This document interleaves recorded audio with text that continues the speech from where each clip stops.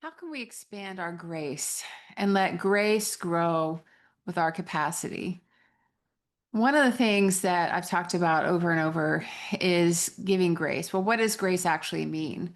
Grace is favor that we didn't earn, favor that was unmerited, favor that is allowing something to continue in spite of the other person. So when we give grace to ourselves, it's giving grace in spite of the fact that maybe we didn't quite get it right. When we receive grace from God, it's the kindness that He gives us, the love that He's given us that is not earned. We didn't do anything to deserve it, we didn't do anything to earn it. And maybe we're not lovable or loving or kind, and He still gives it to us anyway. And so it's the grace that we extend to ourselves is something that God models for us. There's a scripture that I love that just says, Grace and peace to you from God our Father. What I want to emphasize here is grace and peace. What's peace? Peace in the Hebrew is the word shalom. And it's not just peace that we think of that there's no storms around us, there's calm. It's nothing broken, nothing missing. It indicates a state of wholeness and of harmony. It goes beyond an absence of conflict to include a state of wellness, a state of prosperity, nothing broken, nothing missing. So, true peace is a gift, just like grace is a gift.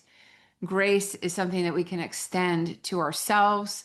Peace is something that we can feel within ourselves. And it's not just even a feeling, it's a state of being that happens because we learn to have calmness and peace in spite of the things going around us. So even if life is chaotic and life feels like a storm, we can still be at a state of peace.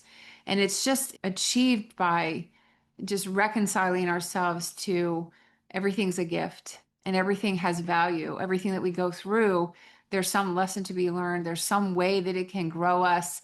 Things don't happen to me, they happen for me and they happen through me. So, this is something that I've really learned to embrace more in my life recently in the last several months to years. Just grace and peace. How can I give myself grace? How can I live in a state of peace in spite of my shortcomings, in spite of my circumstances, in spite of everything I'm going through? The things that I'm sharing in this journey that I've been on in the last couple of weeks really have been lessons for me as much as it's been for things that I wanted to share. And so I hope that as I'm going through this time that there are things that I have been able to share that you are able to glean and hold on to little nuggets of truth, little pieces of wisdom, truth bombs, as some people like to call them, that I can plant little seeds in your heart that you're able to then take them into your life and begin to practice those and put them into place for yourselves. I do pray that you have grace and peace today, and I will see you tomorrow.